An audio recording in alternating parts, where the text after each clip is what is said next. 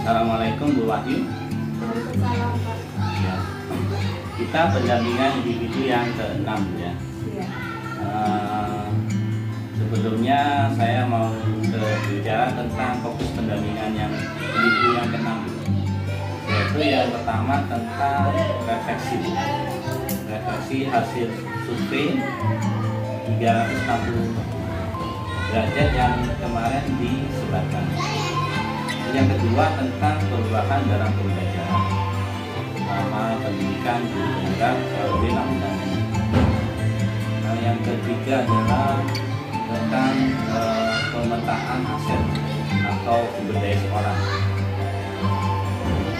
Yang keempat tentang panen hasil belajar. Dan insya Allah nanti ada di lokasi. Itu aja pemetaan aset. Nanti ada penelitian yang pemetaan aset. Tugas saya banyak. Tugas saya ini kan karena nanti saya belajar. Soalnya dari saya tentang fokus pendampingan individu yang ke-6, yang terakhir ya, yang terakhir. Sebenarnya apa Bu yang sudah dilakukan selama 1 bulan terakhir? Terakhir ini tentang pengukuhan program yang berpihak pada murid. Program yang saya angkat adalah Jumat Berkah, dan kemarin ini juga disinggung dari diskusi aset. Jumat Berkah ini dapat menunjang karakter anak, menunjang melatih karakter anak bersikap sosial, berempati terhadap sesama, seperti itu. Tentang pengukuhan tersebut, pengukuhan dari Jumat Berkah tadi. Berkah Bu ya. Ya. Terus oke, terima kasih Bu Wahyu sudah melaksanakan tugas-tugas di LMS ya. Saya lihat juga aktif. Tugasnya sudah selesai sampai modul 3.3 ya. Hasil nyatanya sudah diupload ya. Oke, Bu Wahyu, kita masuk ke intinya tentang refleksi hasil survei. Kira-kira apa Bu yang kurang baik atau perlu ditingkatkan terhadap kompetensinya Bu Wahyu dari hasil survei itu? Yang kurang baik mungkin saya dalam hal manajemen sekolah ini Pak, masih kurang untuk menginformasikan visi sekolah kepada wali murid, relasi mungkin ya Pak ya, atau apa namanya, karena di sini saya baru satu tahun Pak. Dulunya saya di Sukodono 2, jadi untuk koordinasi dengan wali murid baru saja, dan alhamdulillah mungkin. Tapi kalau untuk hal-hal yang lain tentang kelas, tentang murid saya sudah aktif di paguyuban, seperti itu Bapak. Tapi untuk manajemen sekolah tadi tentang bagaimana program sekolah kita atau visi sekolah kita diinformasikan, atau bagaimana ada pendekatan baru, seperti itu didiskusikan, mungkin masih perlu ada penguatan lagi. Tentang apa ya, manajemennya? Relasi dengan pihak ya masyarakat ya, paling muridnya. Cuma butuh jam terbang itu ya Bu. Iya, karena memang waktunya saya masih di sini satu tahun aja kurang. Terus apa Bu rencana ke depan tentang kompetensi guru penggerak, rencana Bu Wahyu? Rencana saya ke depannya Pak,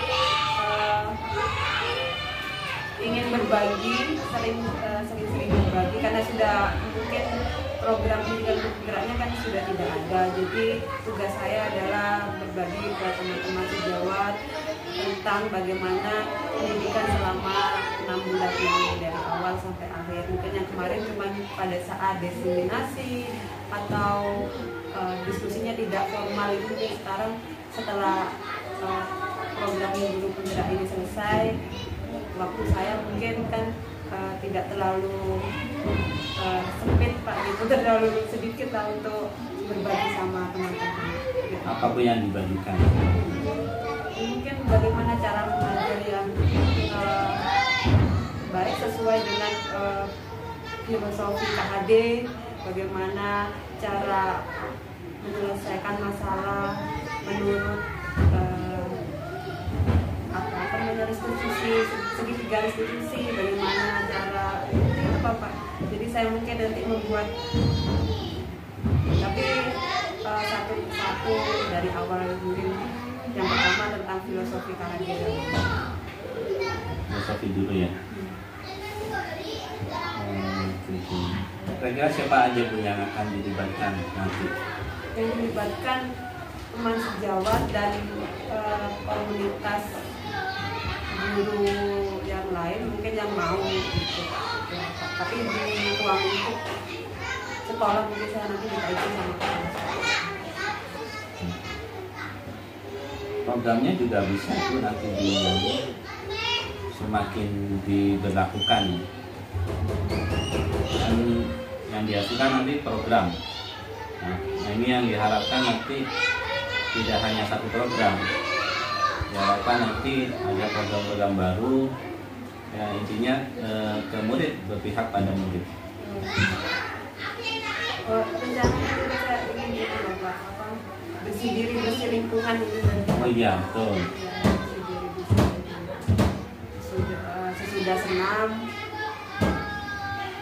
sesudah senam mungkin diberlakukan bersih diri, bersih lingkungan. Ya macam-macam, ada yang pungut sampah atau gimana nanti. Jadi ada kemarin itu program yang semenit pungut sampah itu, semenit pungut sampah, semut ya, semenit memungut sampah, semut itu kan. Jadi bahasanya dibikin menarik, jadi bikin menarik sama penasaran orang. Tapi Bu Wahyu nggak tahu nanti idenya apa. Apa ya? Bikin ide kayak namanya bersih diri, bersih lingkungan apa ya? Iya nanti ya. Ide itu kan nggak bisa kalau dipaksa. Iya. Harus merenung dulu. Oke, sudah Bu Wahyu tentang refleksinya. Tentang ini saya bahas ke perubahan pembelajaran. Kira-kira selama 6 bulan ya, perubahan apa yang dirasakan terkait kompetensi Bu Wahyu di pendidikan guru penggerak ini? Dari mulai pendidikan guru penggerak dari awal saya masuk, dari pendaftaran saja itu sudah banyak pertanyaan untuk masuk ke guru penggerak, banyak pertanyaan tentang murid Bapak. Bagaimana mengatasi murid jika ada kasus yang dilema IPK seperti itu Pak. Ya. Jadi ada saya tuh menceritakan tentang suatu murid yang seperti ini. Jadi pada pendidikan guru penggerak ini saya tuh dapat mengambil kesimpulan bahwa semuanya itu berfokus pada murid, bagaimana caranya guru untuk bertindak dan melakukan, menemani, menuntun agar murid itu mencapai keselamatan dan kebahagiaan setinggi-tingginya. Pakai apa? Pakai peralatan media atau peralatan atau jembatannya adalah pakai coaching, pendidikan sosial emosional, pakai segitiga restitusi, dan juga berdasar dari filosofi KHD. Jadi semua itu adalah bentuk agar terjadi keberpihakan kepada murid. Jadi intinya itu selama 6 bulan ini bagaimana kita agar berfokus dan berpusat berpihak kepada murid. Caranya itu ya dengan cara yang kita pelajari di pendidikan guru penggerak. Selain itu pembelajaran yang lainnya ya berkolaborasi dengan murid-murid sebagai mitra, bukan sebagai anak kecil atau bawahan seperti itu. Jadi bukan untuk diperintah, tetapi bagaimana dia menemukan dan membuat pembelajaran itu sendiri dengan cara pembelajaran berdiferensiasi. Intinya menuntun ya Bu, bukan menuntut ya. Menuntun. Iya. Selama ini kan menuntut supaya bisa, supaya dapat 9. Itu yang saya tangkap sih. Tapi tidak harus 9, karena tiap bakat siswa itu beda-beda. Itu yang perlu ditekankan di situ. Terus kalau dari segi muridnya Bu, kira-kira apa yang terjadi perubahan dari segi di muridnya nama berbagai pendidikan bergerak? Di sini awalnya ya tadi mereka serius seperti itu Bapak, dan kebanyakan kalau hanya tugas ceramah. Kalau dulu itu di Sukodono 2, kalau dulu di Sukodono 2 saya senang bukan memberi tugas Bapak, tapi dengan cara mengobrol, bercerita apa kebijakan yang mana dulu gitu. Dari sudah memang seperti itu. Intinya anak-anak itu memang senang, lebih antusias untuk belajar. Apalagi dengan diberikan permainan yang membuat mereka minta, ayo Bu, nyanyi dulu, ya saya nyanyi dulu, terus ini ya Bu. Jadi mereka tuh senang, membangun semangat mereka untuk belajar terlebih dahulu. Jadi untuk belakangnya mereka sudah lihat untuk melakukan pembelajaran. Semangat ya, tentang semangat, lebih ceria, terbuka, percaya tangan dan suasananya hangat seperti itu. Jadi mereka lebih percaya diri untuk mengungkapkan perasaan, untuk mempresentasikan pekerjaannya. bagus sekali itu yang dilakukan ya, menciptakan kondisi yang nyaman bagi murid. Itu yang poin yang saya tangkap sih kalau saya lihat tadi. Jadi bagaimana kondisi pembelajaran itu berjalan nyaman, bukan hanya nyaman di guru tapi nyaman di murid. Kalau nyaman di guru enak, tinggal kasih tugas selesai. Ya, tapi itu tidak nyaman di murid. Tak nyaman gitu. Iya. Kira-kira apa Bu yang membuat selama 6 bulan ini menurut Bu Wahyu dalam pendidikan guru penggerak ini cukup memuaskan? Terus saya puas dengan yang sini. Yang pertama saya tuh bertemu dengan ini saya sangat puas sekali karena bertemu dengan orang-orang hebat, teman-teman hebat, bertemu dengan Pak Budi, bertemu dengan teman-teman. Yang kedua, pembelajarannya itu di modul JMS membuat saya lebih berkembang lagi. Jadi yang awalnya tidak belum ya, kurang mengerti atau belum tahu, jadi lebih mengerti seperti IT, seperti bagaimana caranya menyelesaikan masalah, mengambil keputusan, ternyata ada langkah-langkahnya. Dan murid itu ternyata bisa menyelesaikan masalah sendiri dengan menerapkan segitiga restitusi. Banyak sekali manfaatnya bagi saya, kepuasan bagi saya untuk mengikuti guru penggerak ini. Yang paling penting ini saya bisa bertemu, berkolaborasi dengan orang-orang yang hebat lah. Ya.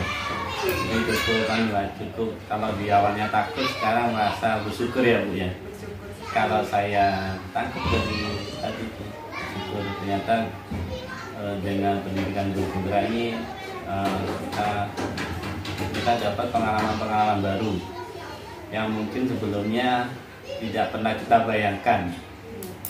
Dan saya yakin itu teknik coaching nggak pernah dibayangkan. Iya, ya karena sudah mau dikit-dikit habis. Mau selesai. Teknik coaching kan sesuatu yang baru. Nggak tahu ya kalau Bu Wahyu sudah pernah apa enggak? Kalau saya itu di pendidikan itu baru. Iya, mungkin penerapannya mungkin ada bagian-bagian yang pernah diterapkan tapi tidak tiga-tiganya dilaksanakan. Tidak terstruktur ya? Iya, tidak, maksudnya tidak tertata. Ya, identifikasi masalah itu kayaknya sudah sering kan Bapak kita. Kenapa kok kamu nangis? Kenapa kok enggak gitu? Kan kita mesti tanya tentang masalahnya murid-murid kita.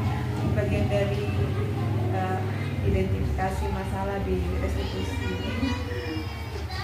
Oke. Jangan nangis lah.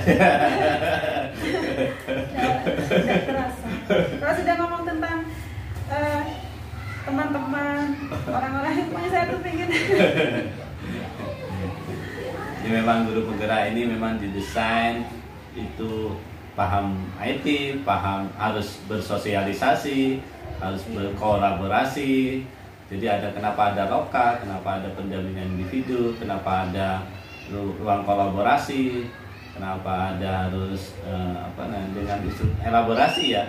Jadi jalur merdeka lah, rasa betul.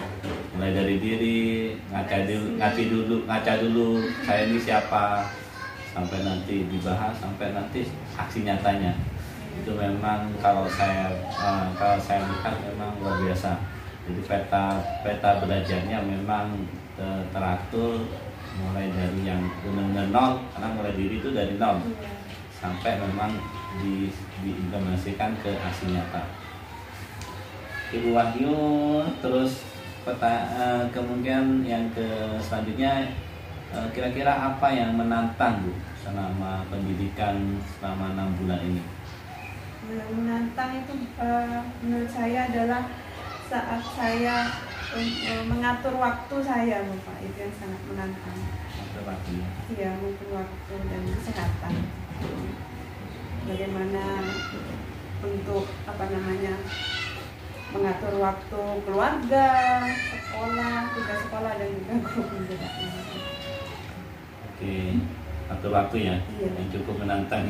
Menantang sekali. Karena begitu banyak tugas baik di LMS, baik di apalagi kalau berbenturan sama rapotan seperti ini, Pak. Ya, berarti ya LMS di sekolah ya, tugas-tugas sekolah, tugas-tugas sebagai guru. Tadi juga saya dikomplain banyak izinnya kepala sekolah.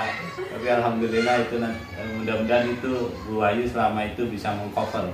Jadi anak tetap anak didik tetap sesuai tracknya, terus anak di rumah juga kurang kasih sayang, kasih sayang tetap ada.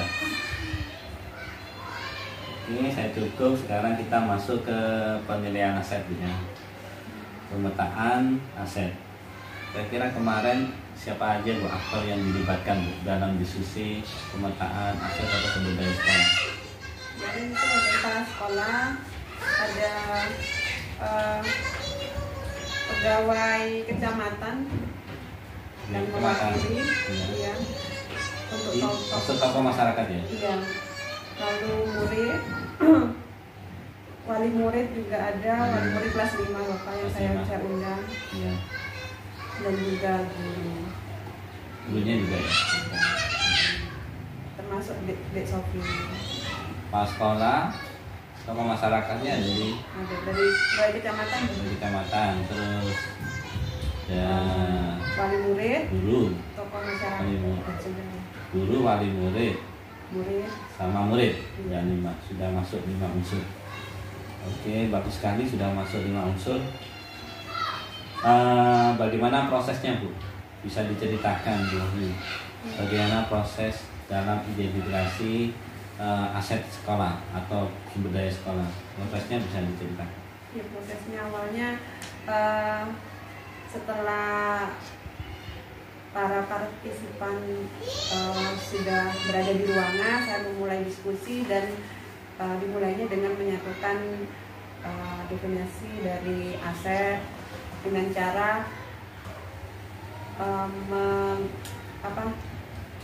bukan apa, meminta partisipan untuk menuliskan pendapatnya bagaimana aset di kertas Bapak. Lalu kertas itu ditempelkan di papan dan saya membacakan satu persatu dari pendapat mereka. Setelah itu ternyata pendapat mereka tidak jauh berbeda. Jadi mereka dan kita, maksudnya kami sepemahaman tentang aset tersebut. Apa itu aset? Bahwa aset adalah segala sesuatu yang dapat dimanfaatkan sekolah, baik di dalam sekolah, di luar sekolah maupun di sekitar sekolah, yang dapat dimanfaatkan untuk kemajuan sekolah kita, seperti itu Bapak. Lalu setelah itu baru kami memulai untuk memetakan aset ke dalam 7 modal. Yang pertama manusia itu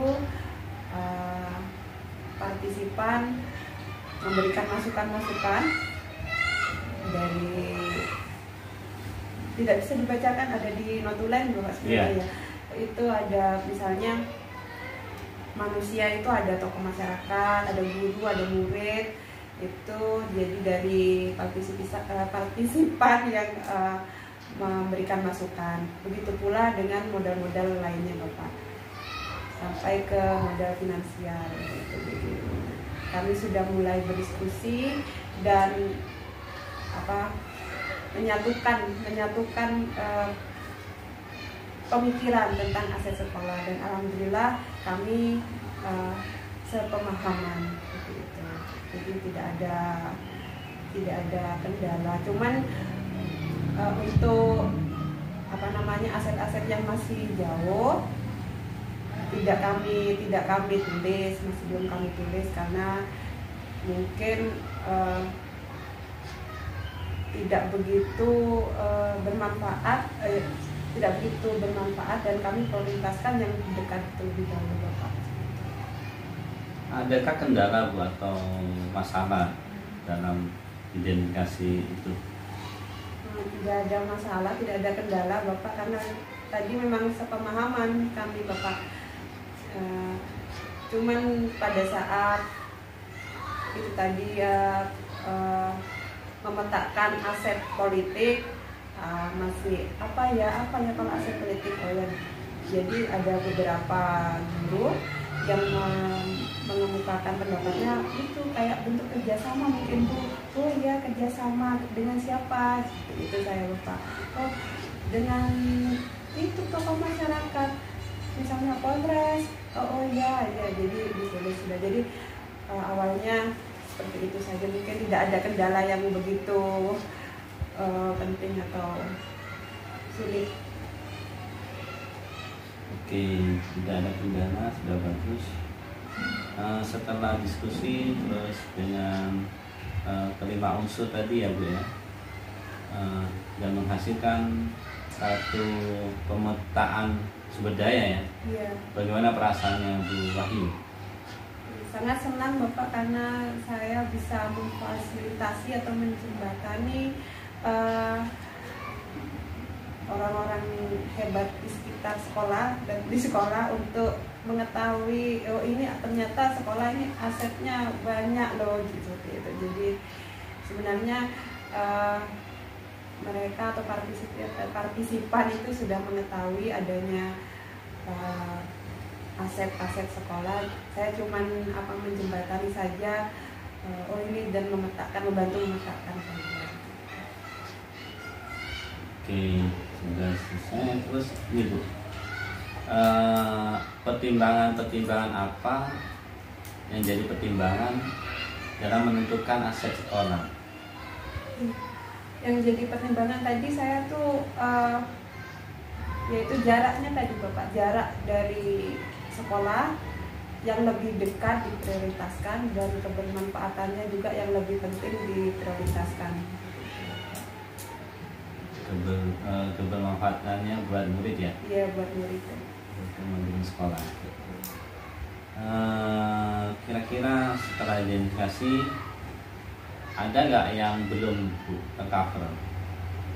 Iya, ya mungkin yang agak-agak apa yang tadi itu Pak, yang masih belum bisa diprioritaskan, belum ditulis Bapak, seperti kayak wisata-wisata yang agak jauh, yang apa kayak di apa namanya monumen apa sih prasejarah di Maskul itu kan ada Pak, Mas Kuning ada prasejarah itu masih masih belum dipetakan kemarin. Mungkin yang jauh-jauh atau alun-alun Kironggo juga belum dipetakan, pada pasar gitu juga sebenarnya aset juga untuk sekolah kita, tapi tidak dipetakan kemarin. Yang dekat dulu kemarin yang dipetakan. Masih prioritas yang dekat ya? Iya, yang dekat, bermanfaat dan mudah tersentuh. Oke Bu Wahyu, sudah cukup kalau menurut saya. Nanti kita coba diskusi dengan salah satu aktor ya Bu ya, salah satu aktor yang terlibat dalam diskusi pemetaan sumber daya sekolah. Oke, ini coba nanti kita diskusikan dengan salah satu aktor. Assalamualaikum Bu Sofi. Bu Sofi guru kelas ya? Kelas berapa? Kelas 3.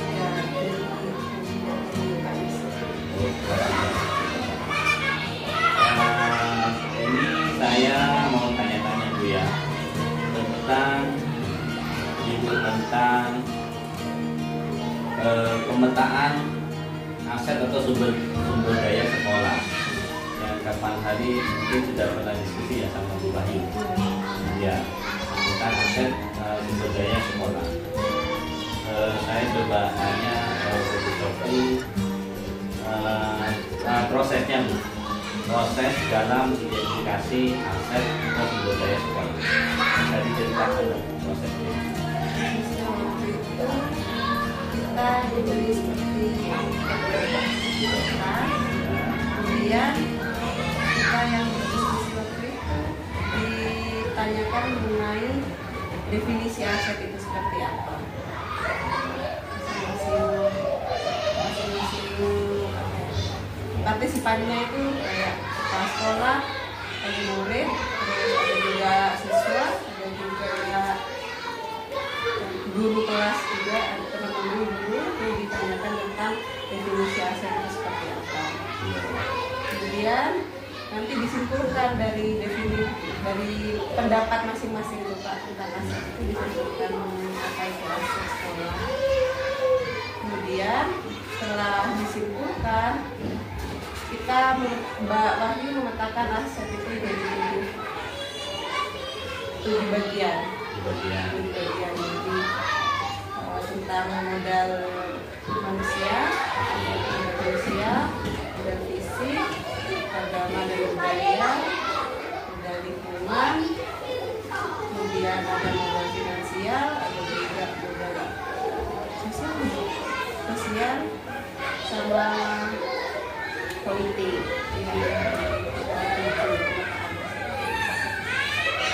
Terus sampai situ diapain Bu?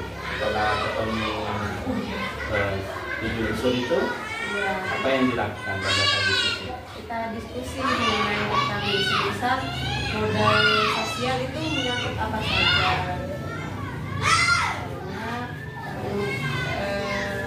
Misalnya yang modal sosial itu yang berhubungan dengan paguyuban murid, kemudian contoh modal yang finansial itu seperti koperasi sekolah, bisa ada kegiatan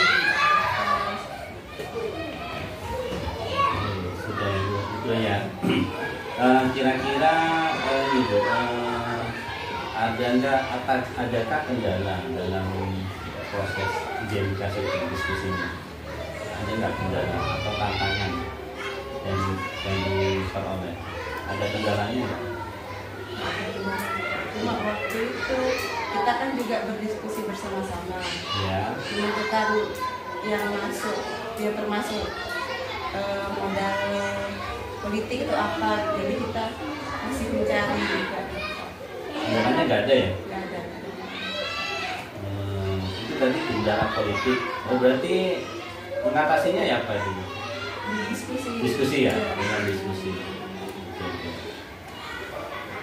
Sudah teridentifikasi nggak Bu sumber daya yang di sekolah ini kemarin diskusi? Sudah ya. Kalau boleh tahu ada berapa aset atau sumber daya yang diperoleh? Ada 7 itu Pak. Ya, apa aja coba dikasih contoh saya. Lingkungan contohnya ada rawa indah, ada sawah, ada sungai, itu termasuk aset sekolah Pak. Iya. Bisa digunakan sebagai penunjang pembelajaran siswa. Jadi memang ada juga aset. Sebenarnya asetnya malah yang terakhir finansial. Iya, finansial. Finansial itu jadi memang apa ya? Tidak ada kata saya nggak punya uang harus. Nah memang malah yang terakhir finansial. Yang pertama apa manusia ya? Manusia. Saya cuma pengen tanya bagaimana perasaan Ibu pada saat diskusi itu. Saat diskusi itu ya perasaannya Pak. Iya. Ya senang bisa berbagi ilmu dari orang lain, juga dapat ilmu baru. Dan karena waktu itu kita juga susah menentukan yang termasuk aset politik ini apa, yang termasuk aset sosial budaya itu apa, sosial agama dan budaya itu apa. Kemarin ketemu nggak aset politiknya? Aset politik itu semisal kerjasama dengan tokoh masyarakat, tokoh masyarakat di sini, sekitar sini. Oke, kemarin kan sudah diskusi. Menurut Bu Sofi, apa inti pertimbangan kita menentukan aset atau mengidentifikasi sumber daya sekolah? Pertimbangannya apa? Pertimbangannya itu pertimbangan untuk menentukan Kan itu pertimbangan, oh ini aset sekolah, oh ini aset politik. Pertimbangannya apa Bu? Kalau kemarin di apa ya? Ini ya pertimbangannya apa? untuk memajukan itu, meningkatkan mutu sekolah. Untuk sekolah ya. Kualitas. Jadi misalnya saya naik sepeda motor, pertimbangannya apa? Oh karena jalannya agak jauh kan? Contohnya itu, kalau saya kasih contoh, oh saya jalan kaki aja, karena jalannya cuman 500 meter gitu. Itu kan yang dimaksud saya pertimbangan. Pertimbangan itu, oh ini aset sekolah, pertimbangannya apa? Pernah dibahas ya pada saat itu? Iya benar. Apa kira-kira? Bagaimana ya misal contohnya kayak ini Pak, pembangunan kelas yang besar ini. Iya. Gimana cara menyelesaikan ini? Ya kita butuh aset manusia itu Pak, aset Manusia. ya, aset manusia untuk menyelesaikan ini juga butuh aset sosial tadi. Kita juga bisa memanfaatkan paguyuban wali murid untuk menyelesaikan pembangunan kelas itu Pak. Terima kasih. Oke, ya terus kita nih kemarin kan dibahas diskusi panjang lebar. Kira-kira setelah diskusi sama Bu Wahyu, sama teman-teman guru, sama kepala sekolah, ada nggak aset yang ternyata belum tercover atau belum teridentifikasi? Belum teridentifikasi. Sebenarnya ini aset sekolah atau sumber daya sekolah, tapi Pak belum dimasukkan. Sudah teridentifikasi. Sudah semua ya, dari 7 unsur itu sudah ya. Iya. Oke Bu Sofi, terima kasih sudah berbagi, mau saya tanya-tanya tentang, karena saya memang ingin tahu peran dari Bu Wahyu di sini. Menurut Bu Sofi ada perubahan nggak Bu Wahyu jadi guru pemula? Ada Pak, saya ada perubahan. Ada di mana? Contohnya semisal di pembelajaran kelas 4 kan kelas kita kan sebelahan kan. Oh iya, iya. Pembelajaran di kelas 4 tuh menurut saya lebih aktif, lebih kreatif juga. Jadi ke kelas yang sebelahnya itu jadi penasaran ini pembelajarannya gimana, kok ada nyanyiannya gitu. Jadi menginspirasi, memotivasi guru-guru yang lain untuk ikut. Menginspirasi. Oh, ternyata itu ya. Iya. Efeknya karena ini kok aneh, kok sampai nyanyi gitu. Iya.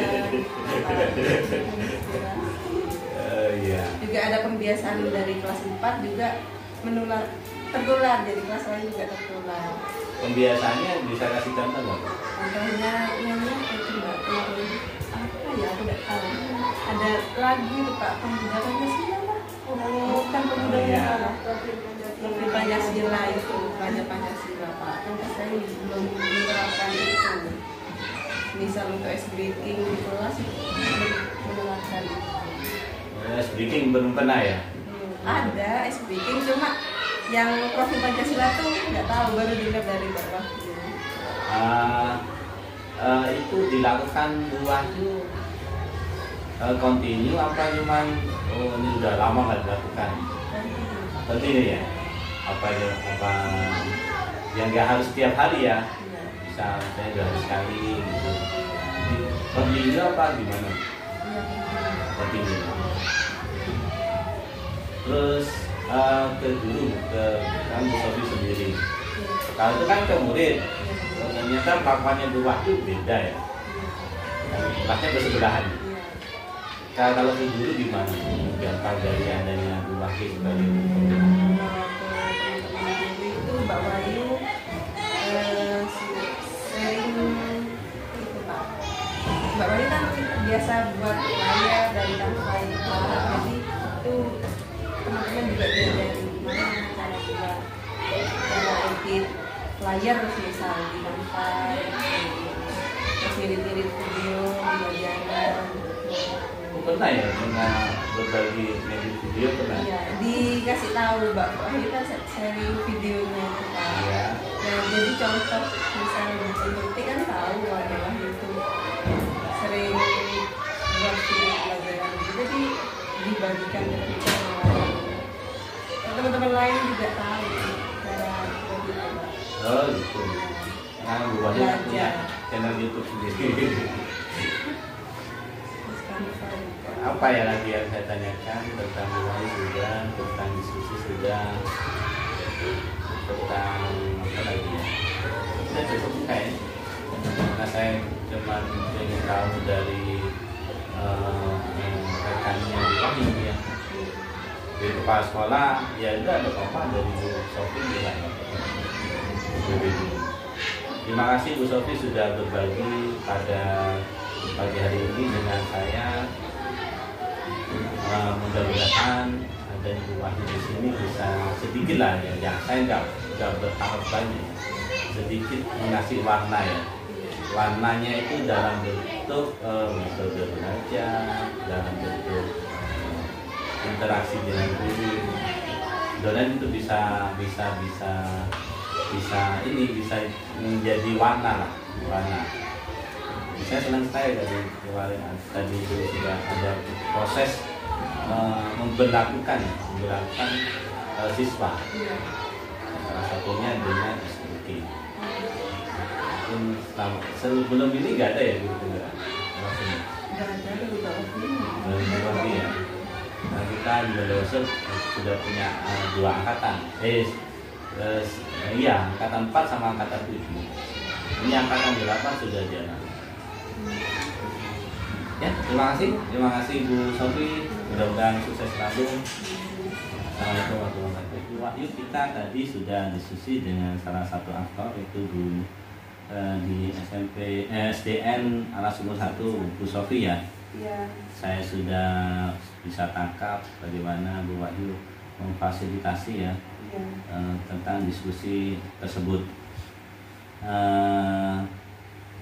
Baik, kita masuk ke persiapan panen hasil belajar Bu ya.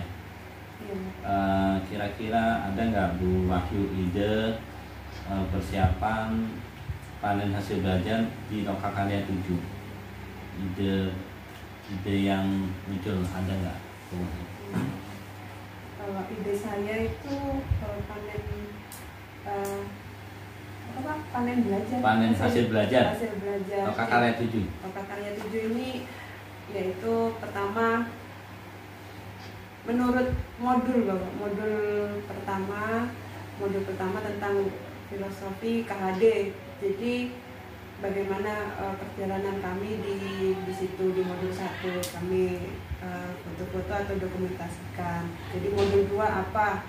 Jadi bentuk kegiatan dan hasil kerja kami apa didokumentasikan. Jadi per modul. Terus program juga bisa ditampilkan melalui tampilan hidup ya. Tampilan hidup berupa video yang bisa ditampilkan untuk penonton ataupun yang datang ke acara tersebut. Itu Bapak. Mungkin yang lainnya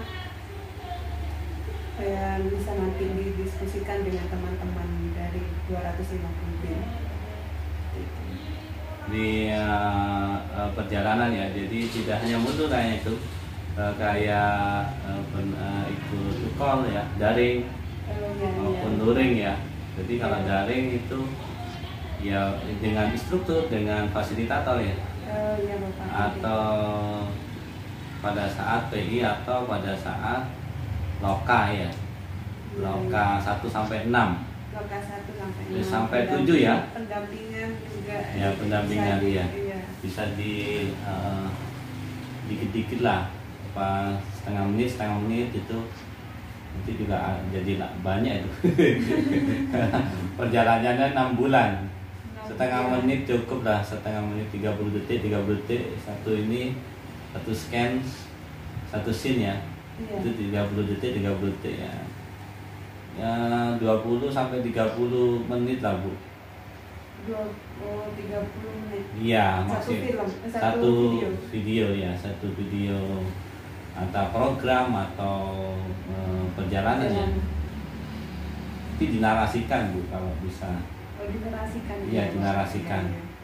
Jadi dikasih efek suara, efek audio juga yang menggelegar lah.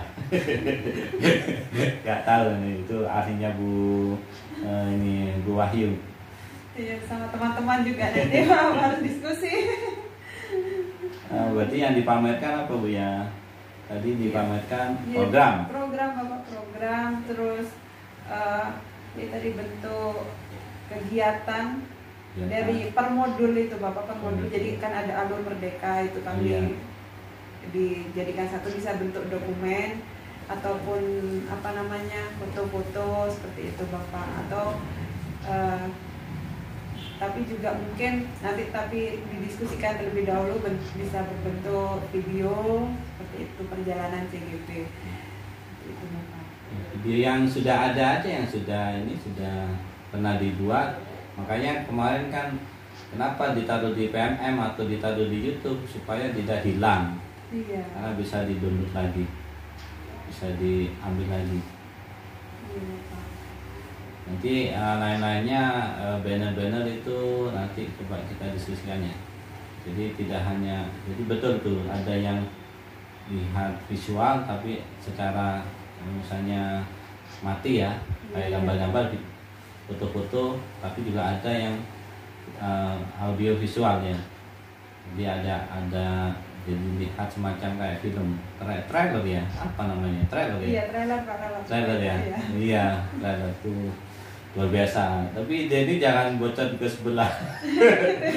Saya sudah punya ide nih, jadi karena nanti sebelah itu bisa aja cuman banner atau produk siswa, itu bukan boleh, itu dihindari.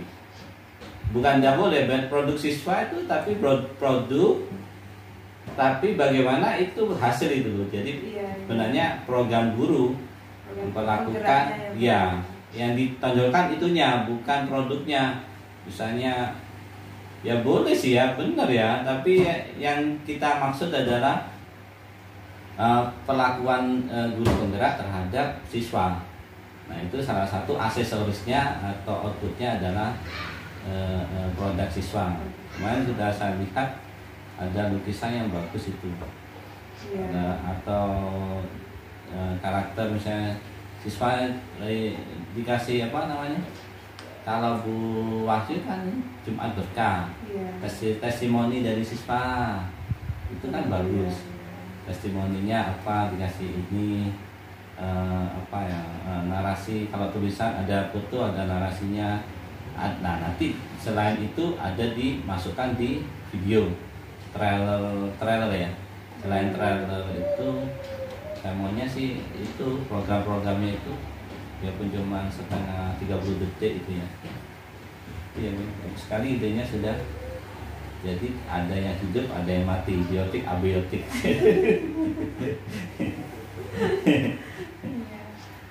Penerapan IT Pak, masukkan itu. Masih itu ya, betul ya. Penerapan IT DGP ya. Oke Bu Wahyu, nanti kita coba diskusikan lagi tentang itu ya. Selanjutnya ini sudah yang terakhir, ini sudah idenya sudah di situ. Intinya kalau KKN 7 adalah program yang dipamerkan. Program bagaimana kita memvisualisasikan atau memamerkan program yang kita punya.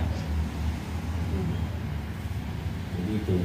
Terus saya terima kasih Bu Wahyu sudah berbagi praktik baik selama ini ya, selama 6 bulan. Tadi sudah dari Bu Sofi sudah saya tangkap tentang testimoninya, peran Bu Wahyu di sini sebagai guru penggerak cukup bagus ya. Itu jujur apa nggak jujur, pokoknya bagus lah. Terus ini juga saya tentang sumber daya sekolah kalau bisa terus dipetakan.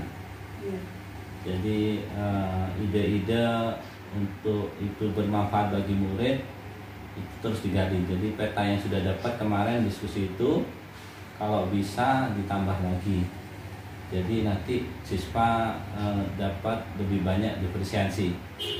Tidak hanya di satu situs misalnya kawannya. Di Rawa Indah sini ya. Jauh apa dekat kan? Dekat sekali di belakang sekolah. Belakang sekolah ya, itu juga nanti dieksplor sumber daya sekolah yang ada di sekitar lah. Agak jauh dikit gak apa-apa lah. Apa lagi ya? Sudah cukup nih, sudah tercover semua. Oh iya, mungkin yang terakhir sampaikan mohon maaf saya ke stakeholder di SDN 1 Alas Sumur 1 ya. Permohonan maaf saya selama pendampingan individu 1 sampai 6 mungkin ada salah atau perkataan yang kurang berkenan di hati, itu saya mohon maaf. Terus tetap tetap berpihak pada murid, tidak tergantung daripada program guru penggerak. Nanti bisa berdampak ya, saya ngomong berdampak pada murid dan lingkungan sekitar ya, guru ya, lingkungan sekitar di luar sekolah, terus rekan guru selain dari sekolah sini, itu yang saya harapkan di situ. Jadi tetap berjalan jiwa-jiwa filosofi KHD-nya tetap jalan, tidak hanya pada saat program. Jadi murid merasa nyaman dan saya sebutnya nyaman dan kreativitasnya timbul, semangat belajarnya timbul. Itu yang saya harapkan.